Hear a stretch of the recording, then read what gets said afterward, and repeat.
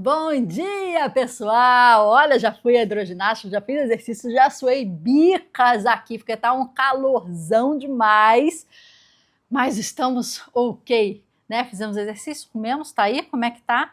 Coloca aí para mim, 31% aqui no Kindle, já prepara aí o seu material.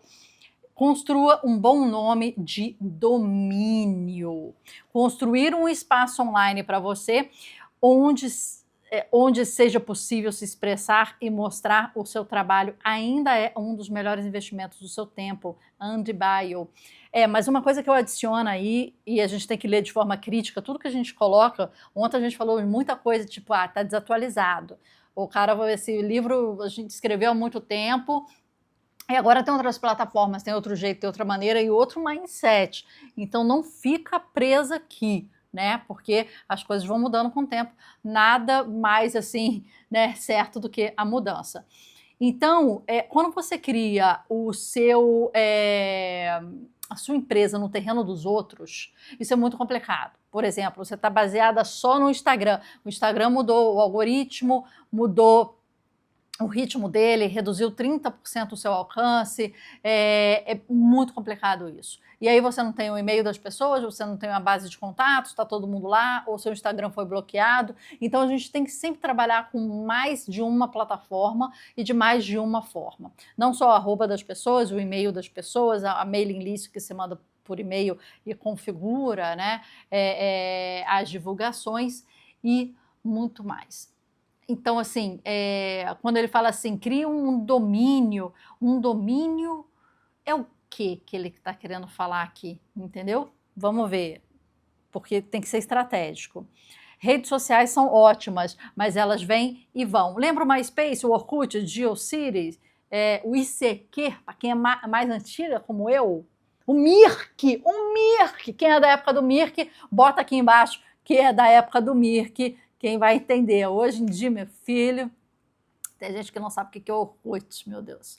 Se você está realmente interessado em dividir o seu trabalho e se expressar, nada melhor do que ter o seu próprio espaço online, um lugar onde você controle, um espaço que ninguém pode tirar de você, uma sede mundial onde as pessoas podem encontrá-lo. Mais de 10 anos atrás, investi a minha propriedade online e comprei um domínio com o meu nome, austinclean.com. Então, tudo bem, ele está falando de site, de domínio mesmo, né? Domain. Eu era um completo amador, sem nenhuma habilidade, quando criei meu site, que começou simples e feio. E com o passar do tempo, descobri como instalar um blog e isso mudou tudo. Um blog é uma ferramenta ideal para transformar o fluxo em estoque. Um pequeno post do blog não é nada por si só. Porém, milhares de posts durante uma década se tornam um trabalho de uma vida. Meu blog tem sido meu caderno de anotações, meu estúdio, meu salão, minha vitrine, minha galeria. Absolutamente tudo de bom que aconteceu na minha vida veio por causa desse blog. Olha aí, meus livros, exposições, palestras, algumas das minhas melhores amizades, tudo isso existe porque eu tenho um canto na internet. E isso é muito importante para artistas, porque por mais que a gente tenha diversos lugares para escrever, eu acho que blog hoje em dia é uma coisa que as pessoas nem usam. Eu acho que o Substack, dá uma olhada nisso, Substack, uma logomarca laranja, está muito bombado lá fora, é um local onde você consegue pegar o e-mail das pessoas, criar uma mailing list, então quer dizer, se você sair de lá ou decidir escrever em outra plataforma, você faz a exportação da mailing list, né? Então o contato é seu, né? E você consegue criar coisas interessantes, entendeu?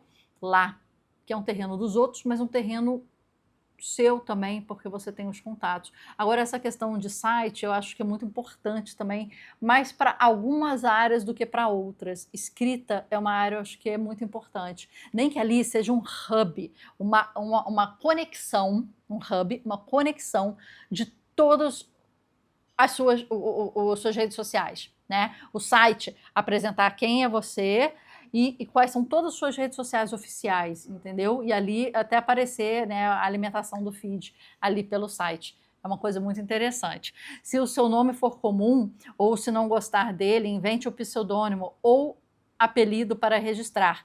Depois compre uma hospedagem e construa um site. Essas coisas são técnicas, mas não são. Apenas algumas pesquisas no Google, alguns livros em biblioteca lhe mostrarão o caminho de se fazer isso. Se você não tem tempo ou capacidade para construir o seu próprio site, existe um pequeno exército de web designers dispostos a ajudá-lo e o seu site não precisa ser bonito, só precisa existir. Existem várias ferramentas que você pode fazer. Eu indico, o primeiro que eu criei foi o Wix, wx.com, deve ter .com.br. Tá? Mas hoje em dia a inteligência artificial já faz sites para você, né, na hora, com o Claude AI, por exemplo, ou o Lovable. É claro que essas ferramentas mudam sempre, ainda mais inteligência artificial, mas é uma ferramenta que você pode ir buscar. Lovable, Love, L-O-V-E-A-B-L-E, Lovable, ou Wix, W-I-X, tá? São duas formas, mas seus concorrentes também. Essas são as que eu usei, no meu caso. Não pense no seu blog como uma máquina de autopromoção, mas como uma máquina de se auto-inventar. Online, você pode ser a pessoa que realmente deseja ser. Preencha o site com o seu trabalho, suas ideias e as coisas que lhe interessam. Vou tirar o som aqui do computador, gente, desculpe a interrupção.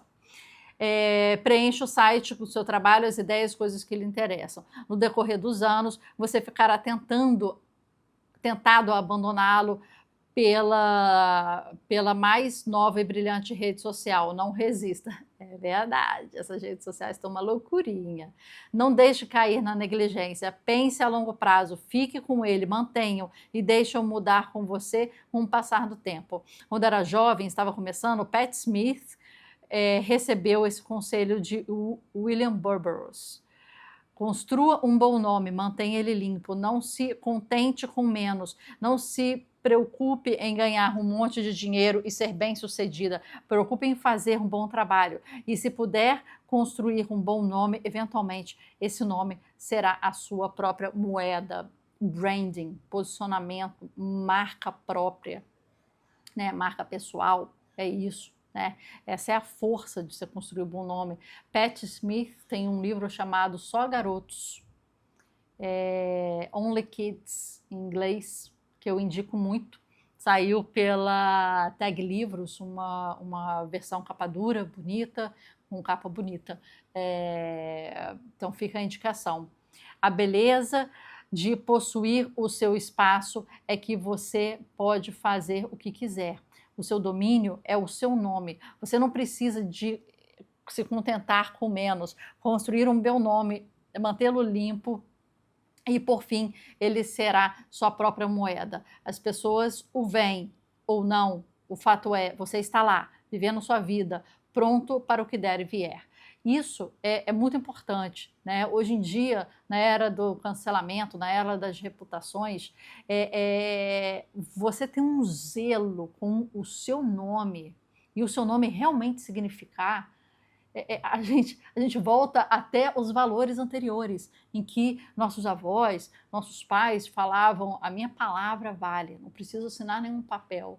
É a força da palavra, né? E todo mundo falava: não. O Rodrigo falou, meu avô, tá falado. O Rodrigo prometeu, não precisa fazer, tá selado. É a palavra dele, é a força que o nome dele tem atrás da palavra dele, né? Isso a gente via muito a valorização disso antigamente. Hoje em dia a palavra vai ao vento, né? A gente não segue, não dá mais atenção, não cumpre. Mas você ser uma pessoa de palavra, ser uma pessoa de compromisso, isso se torna cada vez mais valioso hoje em dia. Dizer que vai fazer e faz, dizer que vai entregar e entrega, dizer que vai ter resultado e tem, independente do que. Poucas pessoas hoje em dia fazem isso, elas ficam pulando de galho em galho, decidindo coisas e coisas e não se definem pela sua própria palavra. Uma pequena coisa, se a gente for reduzir isso ao pequeno, a gente vê as pessoas que colocam resoluções do ano ou colocam palavras para elas mesmas: eu vou fazer, eu vou emagrecer, eu vou estudar, eu vou me formar, eu vou resolver a questão, não sei o quê. E no dia 9 do ano, que é conhecido o dia de maior desistência dos planos já feitos, né, no Réveillon anterior, no dia 9, quer dizer, a segunda semana é conhecida como o dia da desistência já das grandes resoluções que a gente pensou até o dia 31. Olha que bizarro isso. Foi um estudo que saiu recentemente. Vamos entrar no número 4. Abra seu gabinete de curiosidades. O problema de acumular é que você acaba vivendo das suas reservas. Eventualmente, você ficará sem graça. Se dá tudo o que tem, fica sem nada. Isso o obriga a olhar, a estar atento, a reabastecer. De alguma maneira, quanto mais você dá, mais volta para você. É igual o amor, né? É igual a generosidade, o carinho, né? É só dando muito que você recebe. E aí fica a pergunta, né? Você prefere dar ou você prefere receber? E aí eu te respondo: quando você dá algo, quando você se doa a algo também, é porque você está transbordando. Você não consegue dar de fato se você está na carência.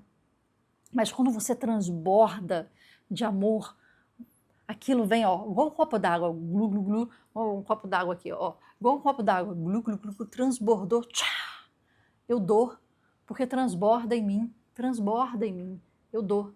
É fácil dar, eu quero dar, porque já atingi meu limite, eu sou amor. Mas quando a gente recebe, é porque a gente está na falta. Então, filosoficamente, né, por experiência, é melhor dar, porque significa que você já está cheia daquilo e você tem de sobra para dar. Entende o conceito? Porque muita gente fala assim: não, melhor receber amor, é melhor amar ou ser amado. Não, é sempre melhor amar. Por causa desse conceito, é sempre melhor amar. Não seja um acumulador. Se tivesse vivido, sido educado ou fosse rico nos séculos 6 ou 7, 16 ou 17 na Europa, era elegante ter um Wunderkammer. O que é isso, gente? Era uma câmara de maravilhas. Ou um gabinete de curiosidades em sua casa. Era um quarto repleto de raridades que serviam como uma espécie de vitrine da sua sede de conhecimento pelo mundo. Olha que legal! Acho que ter um quarto para isso hoje em dia é um pouquinho inviável, mas ter um armário, né? Uma estante, aqui, ó, uma estante para isso, né? Eu acho que seria legal, uma estante das curiosidades.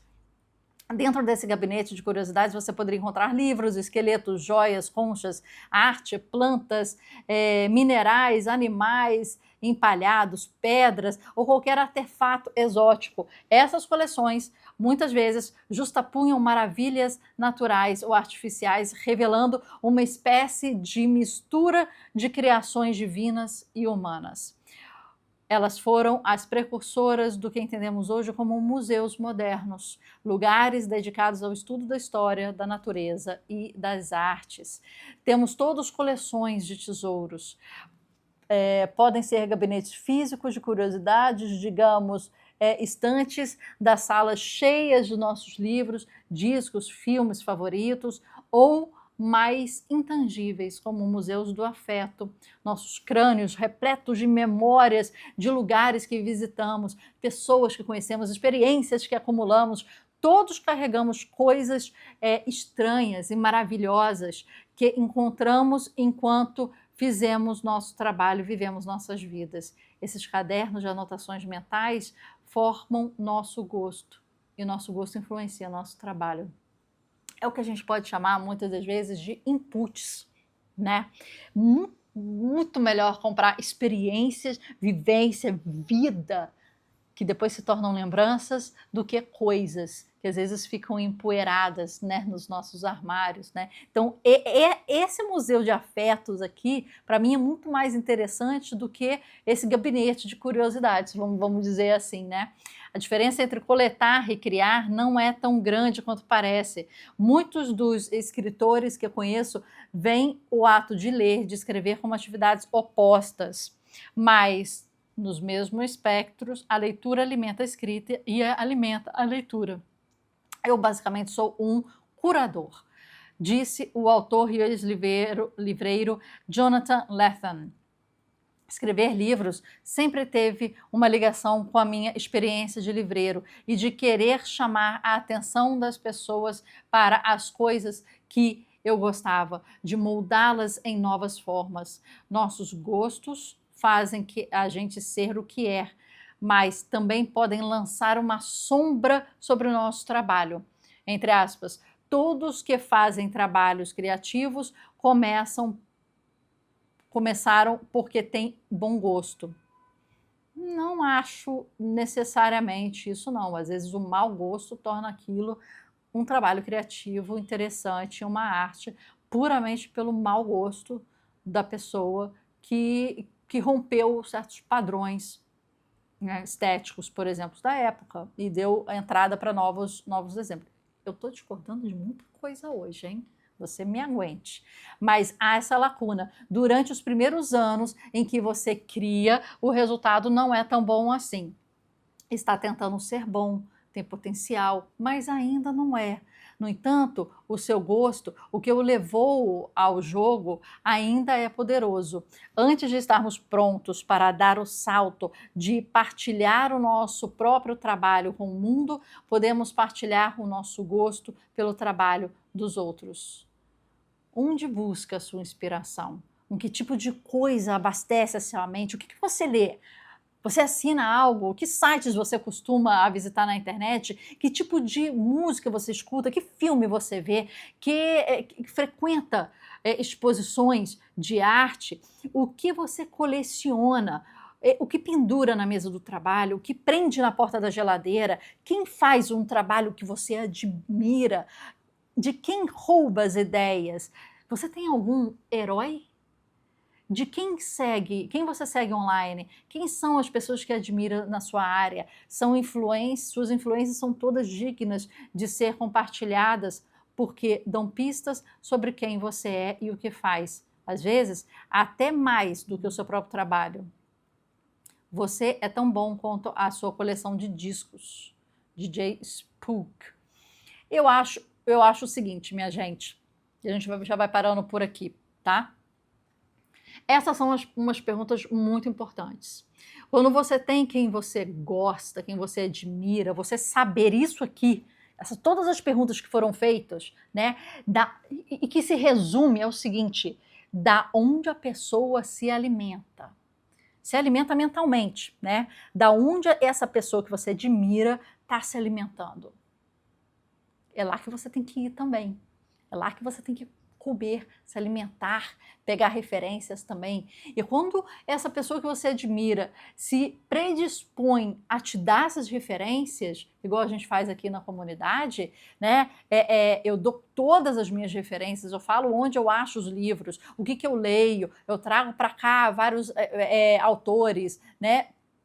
Pensamentos, né, referências de filmes, de livros, de teatro, de show, de citações e etc., é que você vai ver onde que a cabeça está sendo moldada, né? De onde aquilo está saindo, e isso é muito importante. Então, quando você tem alguém que você admira mesmo, e a gente já falou isso aqui, você está aqui, a pessoa que você admira tem que estar aqui, ó. Não pode estar aqui, não.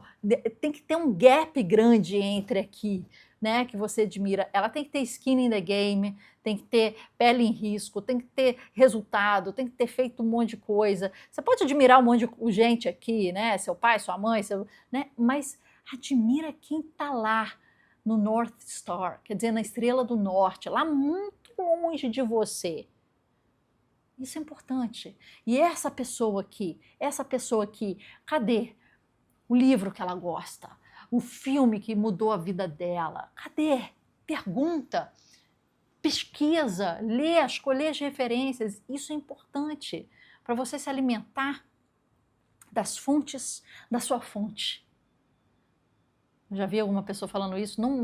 Não consuma vômito, porque